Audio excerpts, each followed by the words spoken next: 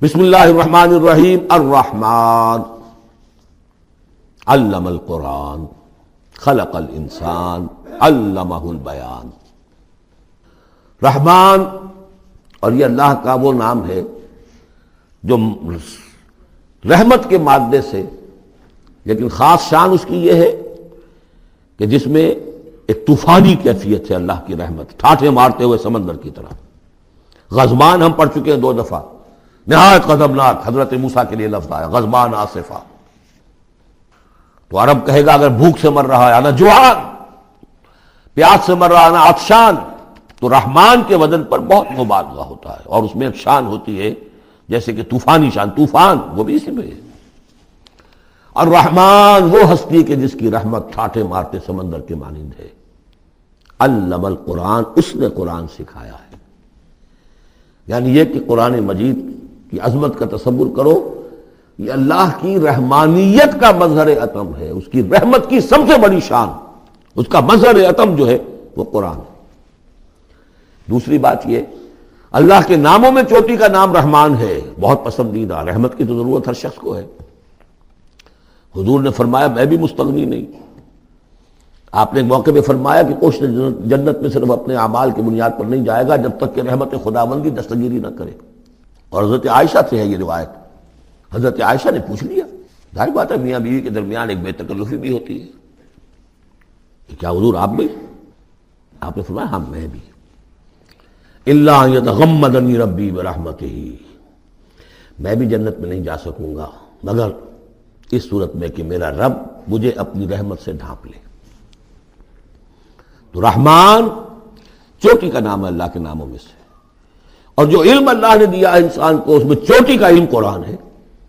ایک علم وہ ہے ریویلڈ نالج جس کی چوٹی یہ ہے، ایک علم ہے ایکوائرڈ نالج، رفتہ رفتہ انسان جا رہا ہے، لیکن سب سے اونچا علم، سب سے بڑا علم خلق الانسان، اسی نے انسان کو بنایا، اور اس کی کریشن کا کلائمیکس انسان ہے، تخلیق کی معراج انسان ہے۔ خلقتہ بیدی، اپنے دونوں ہاتھوں سے بنایا ہے، جس میں عالم امر اور عالم خلق جمع ہو گئے۔ اس سے آگے علمہ البیان، جو صلاحیتیں انسان کو دی ہیں ان میں چوٹی کی صلاحیت جو ہے بیان ہے۔ انسان کو کہا گیا حیوان ناطق، نطق، قوت بیان۔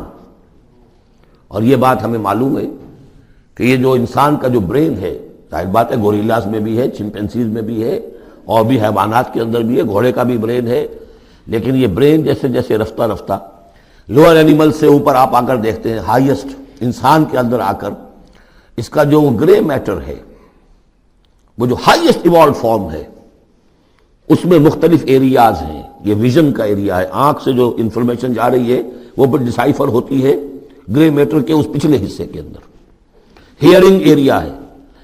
لیکن سب سے بڑا رقبہ جو ہے وہ ہے اسپیچ سینٹر، اور اس کے 2 حصے ہیں، دوسرے کی بات سننا اور سمجھنا، پھر اپنی بات کہنا۔ یہ 2 ایسپیکٹس ہیں اس کے۔ تو اسپیچ سینٹر، اس میں دونوں چیزیں آ جائیں گی، کلام کا فہم اور پھر کلام کو دوسروں تک پہنچانا۔ تو علمہ البیان، اللہ نے صلاحیتیں تو اور بھی دی انسانوں کو بہت سی، آنکھ بھی دی، کان بھی دیا، لیکن یہ آنکھ اور کان تو حیوانات میں بھی ہے، بلکہ بعض حیوانات کی بصارت ہم سے کہیں زیادہ آگے ہے۔ بعض حیوانات وہ ہیں کہ جنہیں روشنی کی بھی ضرورت نہیں دیکھنے کے لیے، بغیر اندھیرے میں بھی دیکھتے، ہم تو اندھیرے میں نہیں دیکھ سکتے۔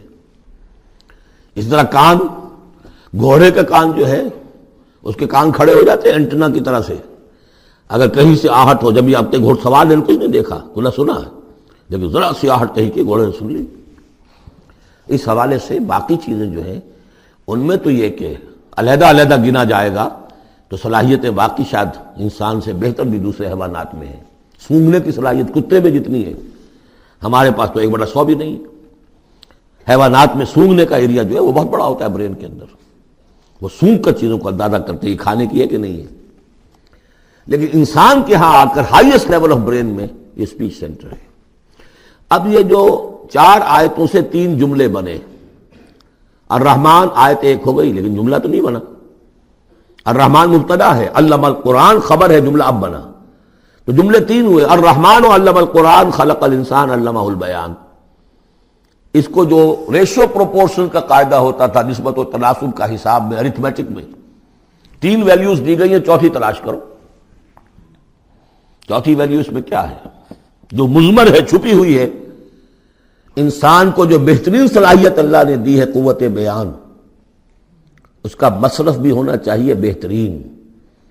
اس کا بہترین مصرف یہ ہے کہ قرآن سمجھو اور سمجھاؤ، قرآن پڑھو اور پڑھاؤ۔ جیسے کہاوت ہے کہ توپ اس لیے نہیں بنتی کہ اس سے مکھیاں ماری جائیں، اسی طرح اتنی بڑی صلاحیت جو تمہیں اللہ نے دی ہے، اسی صلاحیت کو وکلا استعمال کرتے ہو، جو اچھا آرگو کر سکے اس کی فیس بڑھتی چلی جاتی۔ ڈیماگوگ کوئی لیڈر ہے، بڑی اچھی تقریر کر سکتا ہے، وہ مرنے مارنے پر جو ہے مجمع کو آمادہ کر دے گا، لوگوں کو آمادہ کر دے گا، وہ اپنی گردنیں کٹوا دیں گے، لیڈر بن جائے گا۔ تو یہ صلاحیت جو ہے اس لیے نہیں ہے کہ تو دنیا میں لیڈریاں اپنی بناؤ اس کے ذریعے سے۔ اس کا مصرف کیا ہے؟ قرآن سمجھو اور سمجھاؤ۔ یہ ہے بیان، اللہ کا بیان۔ اس بیان کو سمجھنا، پہلے تو اسپیچ سینٹر کا وہ حصہ جو ہے اس کو سمجھے، اور پھر اسپیچ سینٹر کا جو دوسرا جو حصہ ہے وہ اس کو بیان کرے۔ چنانچہ اس کو کھول کر بیان کر دیا محمد رسول اللہ صلی اللہ علیہ وسلم نے۔ حدیث ہے آپ کی جس کے راوی ہیں عثمان ابن عفان۔ دیکھیے نام کے اندر بھی وہ قافیہ مل رہا ہے، الرحمن علم القرآن خلق الانسان علمہ البیان عن عثمان ابن عفان۔ اب عفان کے بیٹے عثمان نے روایت کیا، حضور نے فرمایا خیرکم من تعلم القرآن وعلمہ، اور خیر یہاں پر سپرلیٹو کے سنس میں آ رہا ہے، تم میں بہترین لوگ وہ ہیں جو قرآن سیکھیں اور سکھائیں۔ اب سورہ قمر کے فوراً بعد یہ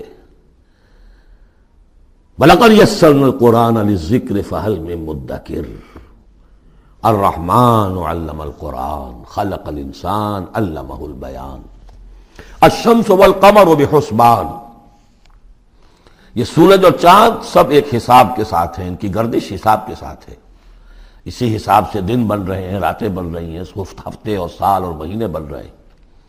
والنجم والشجر یسجدان، نجم جو ہے تو ستارے، سورج اور چاند کے مناسبت سے تو اس کے لیے ستارے کی مفہوم ہے، لیکن نجم جو عربی زبان میں جھاڑیوں کو بھی کہتے ہیں جو زمین میں ہوتی ہیں، کیونکہ یہ ستارے بھی زمین میں اتنے نظر آتے ہیں جیسے کہ جھاڑیاں ہوں۔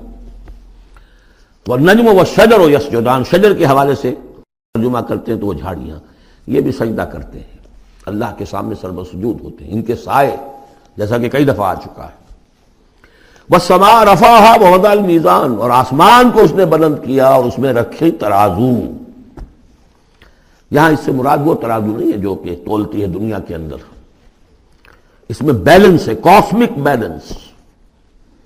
آسمان اور زمین کے اندر، آسمان میں جتنے اجرام سماویہ ہیں، ان کو جو چیز تھامے ہوئے ہے، قائم رکھے ہوئے ہے، وہ ایک بیلنس ہے۔ جو کشش ثقل ہے، ان کی مختلف، یہ سب ایک دوسرے کو کھینچ رہے ہیں، اور ادھر ادھر سے دونوں طرف سے جو کھینچ ہے وہ ہر کرے کو اپنی جگہ پر رکھے ہوئے ہیں۔ یہ بیلنس جب ذرا سا گڑبڑ ہوگا اور یہ کرے آپس میں ٹکرا جائیں گے، فاصلے ہی کہیں تو ہوتا ہے conversely proportional to the distance, لہذا وہ جو گریویٹیشنل فورس ہے، اگر ایک طرف سے ذرا فاصلہ کم ہو گیا، اس کا مطلب دوسری طرف بڑھ گیا، تلپٹ ہو جائے گا۔ تو یہ کاسمک بیلنس ہے۔ وَالسَّمَاءَ رَفَعَهَا وَوَضَعَ الْمِيزَانَ أَلَّا تَطْغَوْا فِي الْمِيزَانِ، دیکھو اس میزان میں، اس توازن میں، یہ جو بیلنس ہے یہاں کا، اس میں کوئی کمی بیشی نہ کرو، بد زیادتی کرو۔ وَأَقِيمُوا الْوَزْنَ بِالْقِسْطِ وَلَا تُخْسِرُوا الْمِيزَانَ، اور قائم رکھو وزن کو قسط کے ساتھ، عدل کے ساتھ، اور اس کے اندر کہیں کوئی کمی نہ کرو، نہ تطغوا نہ تخسروا، نہ کمی نہ زیادتی۔ کہیں فاصلہ بڑھ جائے گا تب بھی خرابی، کہیں فاصلہ کم ہو جائے گا تب بھی خرابی۔ وَالْأَرْضَ وَضَعَهَا لِلْأَنَامِ، الفاظ کی مناسبت سے بعض لوگوں نے سمجھا کہ ترازو ہی مراد ہے، تو ٹھیک ہے، اس میں کوئی حرج نہیں ہے اگر مراد لی جائے، لیکن ترتیب دیکھیے جس طرح یہ آ رہا ہے، الشمس والقمر بحسبان۔ اب اس کے حوالے سے یہ گویا کہ کاسموس کی بات ہو رہی ہے، اس کاسموس کی بات کے بعد نیچے اتر کے وَالْأَرْضَ وَضَعَهَا لِلْأَنَامِ، تدریجاً نیچے آ رہے ہیں، اور زمین کو ہم نے بنا دیا، رکھ دیا لوگوں کے لیے، پست کر دیا، ان کے قدموں میں بچھا دیا اپنی مخلوقات کے لیے۔ اور مخلوقات میں انسان بھی ہیں، جنات بھی ہیں۔ فیہا فاکہۃ، اس میں میوے ہیں، والنخل، اور کھجوریں ہیں، ذات الاکمام، جن پر کے غلاف چڑھے ہوتے ہیں، والحب ذو العصف، اور اناج ہے جس کے ساتھ بھس بھی ہوتا ہے، والریحان، اس کے دو ترجمے ہیں، ایک تو یہ کہ اور خوشبودار پھول بھی ہیں، یا یہ کہ اور دوسری غذائیں بھی ہیں۔ فَبِأَيِّ آلَاءِ رَبِّكُمَا تُكَذِّبَانِ، عام طور پر جو ترجمہ ہے اس میں آلہ کا ترجمہ کیا گیا ہے نعمتیں، لیکن اصل میں یہاں نعمت، قدرت، ان دونوں کو جمع کیجیے۔ کہیں وہ نعمت کا تذکرہ ہے، کہیں اللہ کی قدرت کا ذکر ہے، اس کی قدرت کی نشانیاں ہیں۔ فَبِأَيِّ آلَاءِ رَبِّكُمَا تُكَذِّبَانِ، تو تم اپنے رب کی کون کون سی نعمتوں اور قدرتوں کا انکار کرو گے۔ تکذبان صیغہ ہے تثنیہ کا، دونوں سے خطاب ہو رہا ہے، انسانوں سے اور جنوں سے، اور یہ بات آگے چل کر واضح ہو جائے گی۔ خلق الانسان من صلصال کالفخار، ہم نے بنایا انسان کو اس صلصال سے، اس سوکھی ہوئی خشک مٹی سے، وہ گارا سنا ہوا گورا، صلصال من حمإ مسنون، اور جب وہ اتنا سوکھ گیا کہ کھنکنے لگا، کالفخار، جیسے ٹھیکرا ہوتا ہے، اسے بنایا۔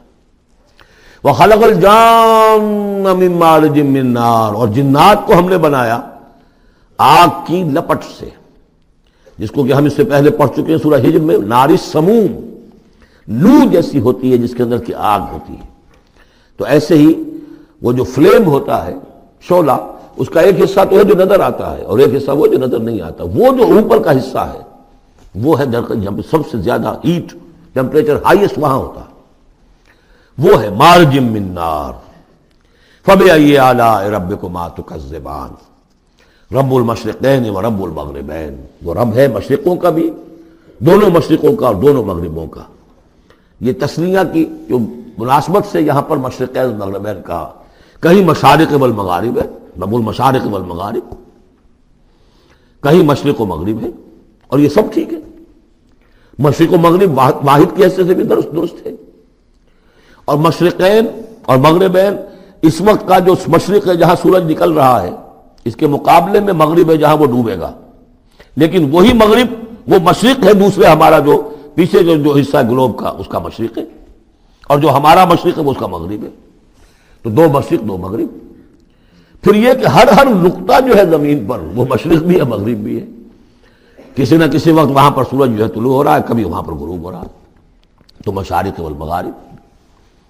لیکن یہاں پر تسنیہ کی مناسبت سے رب المشرقین و رب المغربین، دونوں مشرقوں کا رب مالک اور دونوں مغربوں کا۔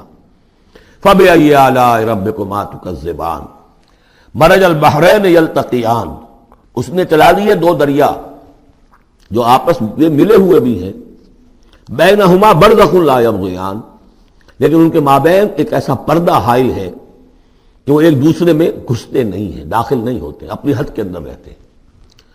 یہ ہے گرم روئیں چلتی ہیں ٹھنڈے پانی کے سمندر میں، یا جیسے کہ کابل پر نظر آتا ہے دو دریا چل رہے ہیں، دریائے سندھ کا پانی علیحدہ نظر آ رہا ہے اور دریائے کابل کا علیحدہ نظر آ رہا ہے، اور یہ اٹک پر نظر آتا ہے، اور کافی دور تک پھر یہ علیحدہ علیحدہ چلتے نظر آتے ہیں۔ فَبِأَيِّ آلَاءِ رَبِّكُمَا تُكَذِّبَانِ يَخْرُجُ مِنْهُمَا اللُّؤْلُؤُ وَالْمَرْجَانُ، اور ان دونوں سے نکلتے ہیں موتی بھی اور مونگے بھی۔ فَبِأَيِّ آلَاءِ رَبِّكُمَا تُكَذِّبَانِ وَلَهُ الْجَوَارِ الْمُنشَآتُ فِي الْبَحْرِ كَالْأَعْلَامِ، اور اس کے لیے ہی ہیں، اللہ ہی کی ملکیت ہے وہ پہاڑ جیسے جہاز، جوار المنشآت، پھر جو اونچے کھڑے رہتے ہیں اور سمندر میں ایسے ہوتے ہیں جیسے پہاڑ۔ پچھلے زمانے میں بھی تو اگرچہ بادبانی ہوتے تھے، لیکن جب بادبان کھل جاتے تھے تو بڑی اونچی اونچی جو ہے بادبان ہوتے تھے ان کے، پہاڑ کی طرح، پہاڑی ہیں چھوٹی چھوٹی، اور آج جو کچھ چلتے ہیں بڑے بڑے جہاز، ان کو جو دیکھیں تو واقعی تو وہ پہاڑ ہوتے ہیں سمندر میں۔ فَبِأَيِّ آلَاءِ رَبِّكُمَا تُكَذِّبَانِ كُلُّ مَنْ عَلَيْهَا فَانٍ، اب یہ جو یہاں آئی ہیں اب تک آیات، اللہ کی صنائی، اللہ کی قدرت نوٹ کریں گے جب ہم سورہ واقعہ پڑھیں گے۔ پہلے آیا ذکر قرآن، اس کی عظمت، اور اس کا جو ایک مضمر ہے چیز کہ انسان کو اس قرآن کی عظمت اور فضیلت کو سمجھ کر، اگر اللہ نے وہ جو شعر علامہ اقبال کا، اگر یک قطرہ خون داری، اگر مشتے پرے داری، بیا با من تو موزم طریق شاہ بازی را، اگر تمہارے جسم میں کوئی قطرہ خون ہے اور کوئی مٹھی بھر پر بھی تمہیں دے رکھے ہیں، اے چڑیا اے بیا، آؤ کہ میں تمہیں شاہ بازی کے طریقے سکھاؤں۔ اسی طریقے سے اگر تمہیں بولنے کی صلاحیت دی ہے اللہ نے تو اس کا مصرف کیا ہے؟ خیرکم من تعلم القرآن وعلمہ۔ سمجھنے کی صلاحیت دی ہے، قرآن سمجھو۔ بیان کرنے کی صلاحیت دی ہے، بیان کرو قرآن کو۔ پھر یہ کہ اللہ تعالیٰ کی تخلیقی قوت، اس کا تذکرہ ہوا۔ وہاں آپ دیکھیں گے یہ بالکل الٹی یہی ترتیب ہوگی، آخر میں قرآن مجید کی عظمت، اس سے پہلے اللہ کی تخلیقی عظمت، اللہ کے یہی جو اعلیٰ ہے۔ اس کے بعد اب پہلے جہنم والوں کا تذکرہ یہاں ہو رہا ہے، وہاں بعد میں ہوگا۔ فرمایا کل من علیہا فان، جو بھی ہے اس زمین پر جو بھی مخلوقات ہیں سب فنا ہونے والی ہے۔ وَيَبْقَى وَجْهُ رَبِّكَ ذُو الْجَلَالِ وَالْإِكْرَامِ، باقی تو رہے گا صرف تیرے رب کا منہ، تیرے رب کا چہرہ، جو بہت بزرگی والا ہے اور بہت عظمت والا ہے۔ اب یہ کہ اللہ کا چہرہ ہم کیا اس کو نہیں سمجھ سکتے، آیات متشابہات میں سے ہوگا۔ جو اس کا مفہوم سمجھیں گے وہ یہ ہے اللہ کی ذات باقی، باقی سب چیز اللہ تعالیٰ کے سوا سب فانی، پوٹینشلی سب فانی ہے، اپنے طور پر سب کسی کا وجود جو ہے اپنے بل پر قائم نہیں ہے۔ اللہ جب تک قائم رکھے تو در حقیقت وہ خود اپنے بل پر قائم نہیں ہے، وہ تو اللہ تعالیٰ نے ان کو قائم رکھا ہوا ہے۔ کل من علیہا فان، اللہ باقی من کل فان، اللہ ہی باقی ہے، باقی تمام فانی ہے۔ وَيَبْقَى وَجْهُ رَبِّكَ ذُو الْجَلَالِ وَالْإِكْرَامِ فَبِأَيِّ آلَاءِ رَبِّكُمَا تُكَذِّبَانِ يَسْأَلُهُ مَنْ فِي السَّمَاوَاتِ وَالْأَرْضِ، جو بھی ہے آسمان اور زمین میں وہ سب اس کے در کے سوالی ہیں، اسی سے مانگ رہے ہیں۔ وجود بھی ملا ہے اسی سے، حیات کسی کے پاس ہے دی ہوئی ہے اسی کی، کوئی صلاحیت ہے تو دی ہوئی ہے اسی کی، کوئی ذہانت ہے تو دی ہوئی ہے اسی کی، روز کا رزق جو آ رہا ہے اسی کا عطا کرنا، ہر ایک سائل ہے۔ واللہ هو الغنی وانتم الفقراء، تم سب کے سب محتاج ہو، تمہارا وجود مستعار، تمہاری حیات مستعار، تمہیں علم جو دیا اس نے دیا جتنا دیا۔ ولا یحیطون بشیء من علمہ الا بما شاء، تو تمہاری کیفیت یہ ہے۔ یسألہ من فی السماوات والارض، اسی سے مانگتا ہے جو بھی ہے آسمانوں میں اور زمین میں۔ کل یوم ہوا فی شان، وہ ہر دن ایک شغل میں ہے، اس کی ایک مصروفیت ہے۔ یا میرے نزدیک اشارہ ہے اسی بات کی طرف، یدبر الامر من السماء الى الارض ثم یعرج الیہ فی یوم کان مقدارہ الف سنۃ مما تعدون۔ تدبیر امر ہے، ایک دن کی تدبیر وہ کرتا ہے، کیا کچھ حالانکہ وہ ایک دن اس کا 1000 سال کا ہے، اس میں کیا کیا ہونا ہے، کس طرح سے ہونا ہے، پھر وہ احکام کی تنفیذ ہوتی ہے، پھر اس کی رپورٹ ہے، اس کو واپس جاتی ہے۔ تو کل یوم ہوا فی شان، وہ کوئی ایک یوں سمجھیے کہ کوئی اسٹیٹک کوئی حقیقت نہیں ہے، خود اس کی مصروفیات، کل یوم ہوا فی شان، نئی شان کے ساتھ اس کا ظہور ہوتا ہے۔ کل یوم ہوا فی شان فبأی آلاء ربکما تکذبان سنفرغ لکم ایھا الثقلان۔ اب یہاں پر کھل کر بات کی کہ یہ تکذبان کیوں کہا جا رہا ہے۔ ہم جلد ہی فارغ ہو جائیں گے تمہارے لیے، اے دو بھاری قافلوں، اے انسانوں کا قافلہ اور اے جنات کے قافلے۔ ابھی جو ہے اس کائنات کو ہم نے چلایا ہوا ہے، ابھی مہلتیں ہم نے دے رکھی ہیں، وقت مقرر کیا ہوا ہے، اجل مسمى ہے اس کائنات کی بھی اور ہر قوم کی بھی۔ لکل امت اجل، ہر امت کے لیے بھی ایک اجل ہے، ہر ایک فرد کی اجل ہے، وہ سب ہے، لیکن عنقریب ہم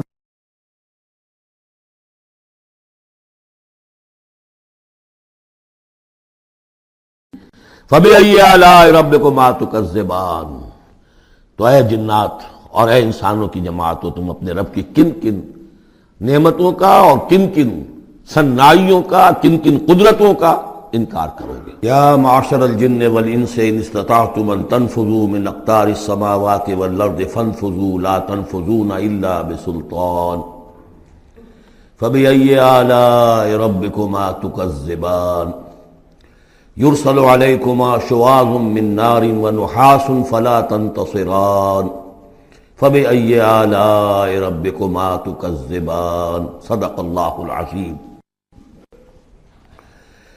چونکہ اس سے پہلے آیت آ چکی ہے سنفرغ لکم ایھا الثقلان، دو بھاری قافلے جو ہیں اللہ تعالیٰ کی مخلوقات میں سے، ایک قافلہ انسانیت اور ایک قافلہ جو جنوں پر مشتمل ہے۔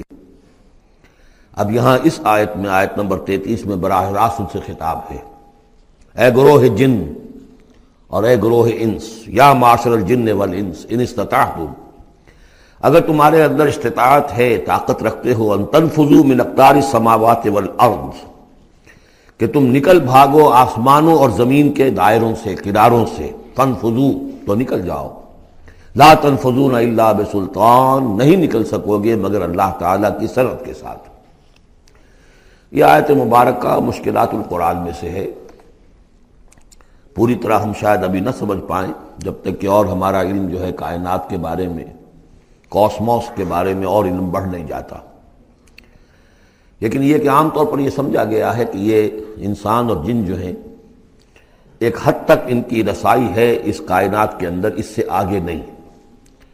جیسے کہ آ چکا ہے، میں پہلے بھی بیان کیا ہے کہ جنات کے لیے غالباً یہ ہمارا جو سولر سسٹم ہے، یہ پورا جو ہے یہ ان کی جولان گاہ ہے، اس میں یہ جائیں جدھر جائیں چلے جائیں، اس سے آگے نہیں۔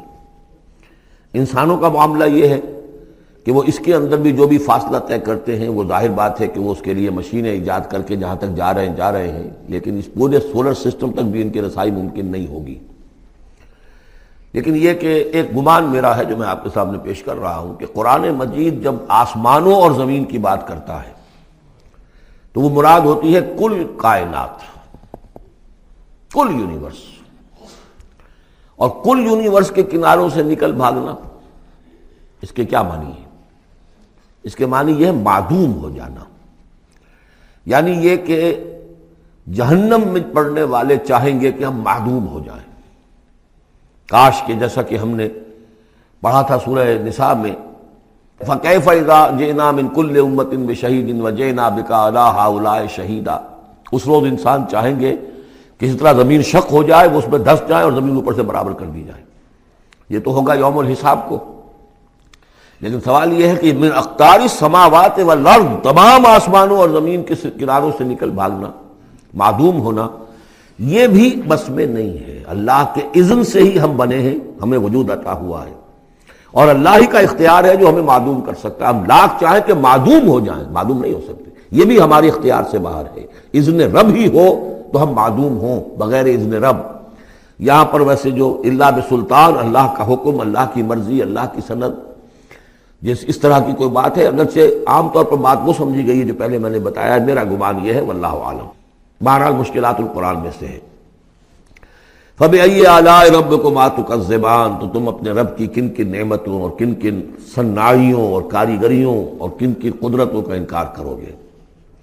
یرسل علیکما شواظ من نار، تم پر پھینکے جائیں گے شعلے بھڑکتے ہوئے آگ کے، ونحاس، اور دھواں ملا ہوا، وہ آگ جس میں کہ دھواں ملا ہوا ہو، فلا تنتصران، پھر تم بدلہ نہیں لے سکو گے۔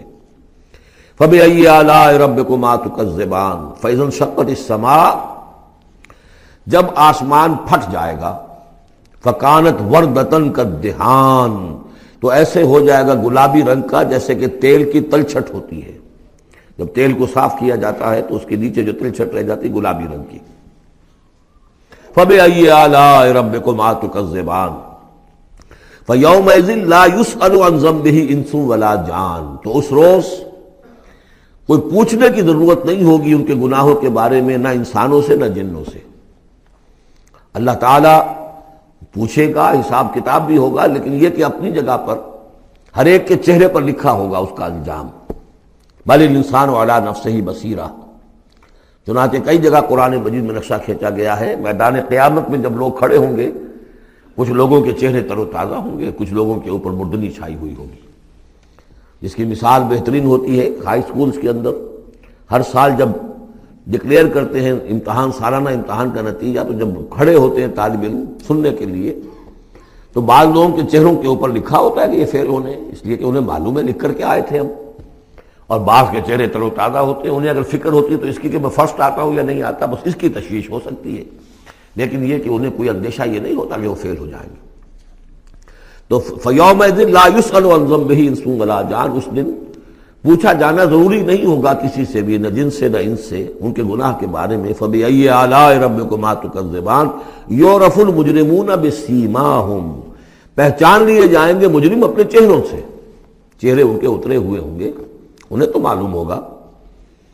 یعرف المجرمون بسیماہم فیؤخذ بالنواصی والاقدام، پھر ان کو پکڑا جائے گا ان کی پیشانی کے بالوں سے اور پاؤں سے، یعنی ہر ایک کو کوئی فرشتہ جو ہے وہ ادھر سے اس کی پیشانی کے بال پکڑے گا اور ادھر سے اس کی ٹانگیں پکڑ کر ٹاس کرے گا اسے۔ فَبِأَيِّ آلَاءِ رَبِّكُمَا تُكَذِّبَانِ هَٰذِهِ جَهَنَّمُ الَّتِي يُكَذِّبُ بِهَا الْمُجْرِمُونَ، جب پھینکا جائے گا اسے جہنم، یہ ہے وہ جہنم کہ جس کو جھٹلاتے رہے تھے وہ لوگ کہ جو جھٹلانے والے تھے۔ هَٰذِهِ جَهَنَّمُ الَّتِي يُكَذِّبُ بِهَا الْمُجْرِمُونَ، جسے مجرم گناہگار جھٹلاتے رہے۔ یطوفون بینہا وبین حمیم آن، اب وہ چکر لگاتے رہیں گے، اس آگ سے نکلیں گے، پانی پینا چاہیں گے تو وہ پانی کھولتا ہوگا، حمیم آن، کھولتے پانی کے اور اس آگ کے درمیان۔ فَبِأَيِّ آلَاءِ رَبِّكُمَا تُكَذِّبَانِ، اب یہ تو اہل جہنم کا انجام ہے جو یہاں بیان ہو گیا۔ یہاں جنتیوں کے انجام سے پہلے ان کا بیان ہے، سورہ واقعہ میں پہلے جنتیوں کا بیان آئے گا اور پھر اہل جہنم کا بیان آئے گا، ترتیب عکسی۔ وَلِمَنْ خَافَ مَقَامَ رَبِّهِ جَنَّتَانِ، اور جو بھی اپنے رب کے حضور میں کھڑے ہونے سے ڈرتا رہا، لرزا اور ترسا رہا، اس کے لیے دو جنتیں ہیں۔ یہ دو جنتیں کیوں کہی گئی؟ اس کے لیے جو توجیہ میری سمجھ میں آئی ہے اس میں مجھے خاصا اطمینان ہے، انشراح ہے کہ جنتیں جو جنوں کے لیے ہوں گی وہ علیحدہ جنت ہے، انسانوں کے لیے علیحدہ ہے۔ ظاہر بات ہے دونوں کے احساسات جدا ہیں، دونوں کے ذوق جدا ہیں، دونوں کے مذاق جدا ہیں، لہذا ایک جنت ہے کہ جو انسانوں کے لیے ہے اور ایک جنت ہے کہ جو جنات کے لیے ہے۔ ایک ہی طرح کی چیزیں ان دونوں کے لیے پلیزنٹ اور ان دونوں کے لیے جو ہو سکتی ہیں مسرت اور سرور آمیز، وہ ایک طرح کی نہیں ہو سکتی، ان کے تقاضے مختلف ہوں گے۔ تو لمن خاف، جو ڈرنے والے ہیں ان کے لیے جنتیں فراہم کر دی اللہ نے، وہی تسلیہ کا صیغہ ہے چونکہ یہاں جنوں اور انسانوں سے خطاب ہو رہا ہے مسلسل۔ یہ جو جنتان ہوں گی یہ ابتدائی جنتیں جن کا ذکر یہاں ہو رہا ہے، اس کے بعد دو اور جنتیں ہوں گی، تو جنتیوں کے دو درجے ہیں، ان میں جنات بھی ہوں گے انسان بھی ہوں گے، تو چار ہو گئے۔ کمتر درجے کے جنتی انسان اور جن دو، اور برتر درجے کے جنتی انسان اور جن دو، تو دو اور دو چار۔ تو یہاں پر اس سورہ مبارکہ میں جنتوں کا ذکر ہے۔ پہلے یہ کمتر درجے کے جنتیوں کا ذکر ہو رہا ہے۔ وَلِمَنْ خَافَ مَقَامَ رَبِّهِ جَنَّتَانِ فَبِأَيِّ آلَاءِ رَبِّكُمَا تُكَذِّبَانِ ذَوَاتَا أَفْنَانٍ، اس کی بہت سی شاخیں ہوں گی اس جنت کی۔ فَبِأَيِّ آلَاءِ رَبِّكُمَا تُكَذِّبَانِ فِيهِمَا عَيْنَانِ تَجْرِيَانِ، ان دونوں میں چشمے ہیں۔ اب عینان، ایک ایک جنت میں ایک ایک چشمہ ہے جو بہہ رہا ہے۔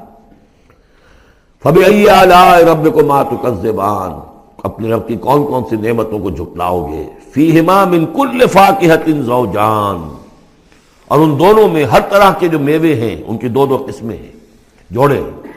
فَبِأَيِّ آلَاءِ رَبِّكُمَا تُكَذِّبَانِ مُتَّكِئِينَ عَلَىٰ فُرُشٍ بَطَائِنُهَا مِن اسْتَبْرَقٍ وَجَنَى الْجَنَّتَيْنِ دَانٍ، اور وہ وہاں تکیہ لگائے ہوں گے، سہارا لگائے ہوں گے ایسے فرشوں پر کہ جن کے استر بنے ہوئے ہوں گے گاڑھے ریشم کے، استر ہوں گے گاڑھے ریشم کے، تو جو ان کا اصل جو اوپر کا حصہ ہوگا وہ کس شے کا ہوگا، گویا کہ وہ تمہارے تصور سے باہر ہے۔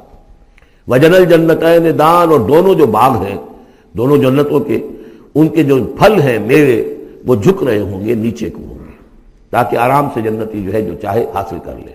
فَبِأَيِّ آلَاءِ رَبِّكُمَا تُكَذِّبَانِ فِيهِنَّ قَاصِرَاتُ الطَّرْفِ، ان جنتوں میں ہوں گی وہ عورتیں کہ جن کے نگاہیں نیچے جھکی ہوئی ہوں گی۔ عورت کے اندر شرم اور حیا جو ہے اس کا خاص زیور ہے، یہ خود اس کے حسن کا ایک حصہ ہے، تو نگاہوں کا نیچا ہونا یہ اصل میں حیا اور شرم کی علامت ہے، نیچے نگاہ والی۔ لم یطمثن انس قبلہم ولا جان، ان کو چھوا نہیں ہوگا اس سے پہلے نہ کسی انسان نے نہ جن نے، ان سے پہلے۔ یعنی ظاہر بات ہے کہ جو جنوں کی جنت ہے اس میں ان کی مناسبت سے ان کے لیے بیویاں ہوں گی، اور جو مردوں کی انسانوں کی جنت ہے ان کے لیے ان کی مناسبت سے ہوں گی، اور وہ جو ہوں گی جو جنت جو جنات کی ہے ان میں جو بھی ان کے لیے ہوں گی ان کی بیویاں انہیں بھی کسی جن نے پہلے چھوا نہیں ہوگا، اور اسی طرح انسانوں کے لیے جو جنت ہوگی اس میں جو ان کی بیویاں دی جائیں گی ان کو کسی انسان نے پہلے نہیں چھوا ہوگا۔ فَبِأَيِّ آلَاءِ رَبِّكُمَا تُكَذِّبَانِ كَأَنَّهُنَّ الْيَاقُوتُ وَالْمَرْجَانُ، وہ جو ہوں گی بیویاں دی جائیں گی ان جنتوں میں وہ ایسے ہوں گی جیسے لال اور مونگے۔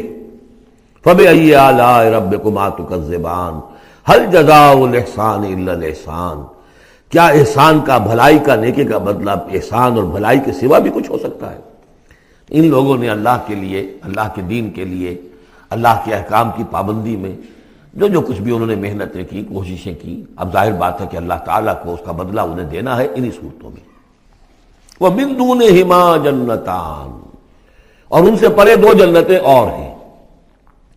اب اس میں مفسرین کے مختلف اقوال ہیں، پہلی جنتیں کن کی ہیں، دوسری جنتیں کن کی ہیں، اس لیے کہ اس کے لیے دو الفاظ جو آئیں گے سورہ واقعہ میں آئیں گے کہ ایک اصحاب الیمین ہے اور ایک مقربون ہے، ایک وہ ہے جو آگے اللہ کے بہت ہی مقرب بارگاہ ہو جاتے ہیں، اولئک المقربون، اور ایک وہ ہے کہ جو داہنے والے ہیں اور ایک ہے شمال والے۔ تو ایک تو ہے بنیادی، یہ گمراہ تھے، یہ جہنمی، یہ نیک تھے اور یہ جو ہے جنتی ہیں، لیکن ایک ہے بہت آگے والے، فالسابقون السابقون اولئک المقربون، وہ لوگ جو آگے نکل جانے والے ہیں، وہ جو بلند تر نیکیوں والے ہیں، بلند تر مقامات والے ہیں۔ جیسے کہ سورہ توبہ میں ہم نے پڑھا تھا والسابقون الاولون من المہاجرین والانصار والذین اتبعوہم بإحسان، تو دو درجے ہو گئے تھے۔ تو اس طرح یہاں پر جو میرے نزدیک پہلی جنتوں کا تذکرہ جو ہے وہ در حقیقت ہے جو کم تر جنتی ہیں، اصحاب الیمین، اور اب جو تذکرہ ہو رہا ہے وہ ہے جنت ان کی کہ جو مقربین بارگاہ ہیں، سابقین۔ وَمِن دُونِهِمَا جَنَّتَانِ، اور ان دونوں کو پرے اور دو جنتیں ہوں گی۔ فَبِأَيِّ آلَاءِ رَبِّكُمَا تُكَذِّبَانِ، یہ بھی دو ہوں گی، ایک جنات کے لیے اور ایک انسانوں کے لیے۔ مُدْحَامَّتَانِ، بڑے گہرے سبز رنگ کی جنتیں ہوں گی، سبز کاہی جسے ہمارے ہاں کہا جاتا ہے، گہرا سبز، سیاہی مائل سبز، اتنی گہرا سبز ہو کہ سیاہی مائل ہو جائے۔ یہ میں ابھی عرض کروں گا، اس کی ایک خاص پس منظر ہے۔ فَبِأَيِّ آلَاءِ رَبِّكُمَا تُكَذِّبَانِ فِيهِمَا عَيْنَانِ نَضَّاخَتَانِ، اس میں دو چشمے ہیں ابلتے ہوئے۔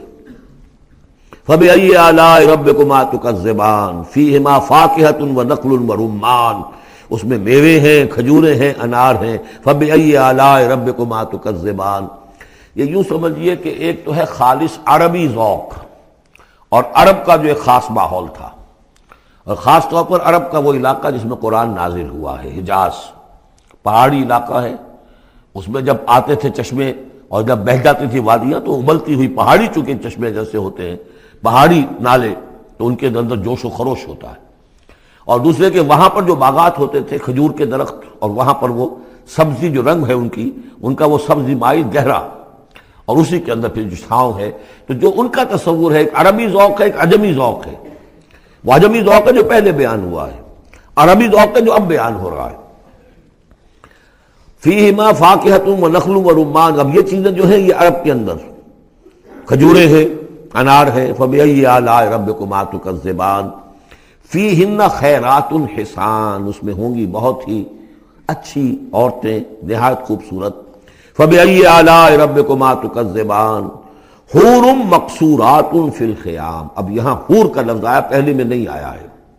پہلے میں یہ تو آیا ہے فیہن قاصرات الطرف لم یطمثہن انس قبلہم ولا جان، لیکن لفظ حور یہاں آیا ہے۔ اسی کو نوٹ کریں گے کہ سورہ واقعہ میں بھی ایک کے ساتھ حور کا لفظ آئے گا، دوسرے کے ساتھ نہیں۔ حور مقصورات فی الخیام، اب یہ بھی عرب پس منظر ہے، خیموں میں رہنے والے وہ حوریں کہ جو خیموں میں رکی رہنے والی ہوں گی۔ ظاہر بات ہے کہ وہاں پر تو عام طور پر شہر بہت کم تھے، پورے عرب کے اندر، حجاز کے اندر بہت کم، جو عام طور پر جو آبادیاں تھیں وہ خیموں میں رکی رہنے والیاں۔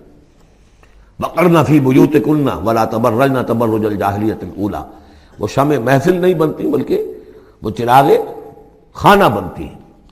حور مقصورات فی الخیام فبأي آلاء ربکما تکذبان لم یطمثہن انس قبلہم ولا جان۔ نہیں انہیں چھوا ہوگا ان سے پہلے نہ کسی انسان نے اور نہ کسی جن نے. یہ ان دونوں کے میرے نزدیک علیحدہ علیحدہ. جنات کی جو جنت ہے اس میں جو ان کے لیے عورتیں اور بیویاں فراہم کی جائیں گی انہیں کسی جن نے نہیں چھوا ہوگا ان سے پہلے. اور جو انسانوں کے لیے جنت ہوگی وہاں جو انہیں بیویاں دی جائیں گی اور حوریں دی جائیں گی انہیں کسی انسان نے نہیں چھوا ہوگا. فَبِأَيِّ آلَاءِ رَبِّكُمَا تُكَذِّبَانِ مُتَّكِئِينَ عَلَىٰ رَفْرَفٍ خُضْرٍ وَأَبْقَرِيٍّ حِسَانٍ.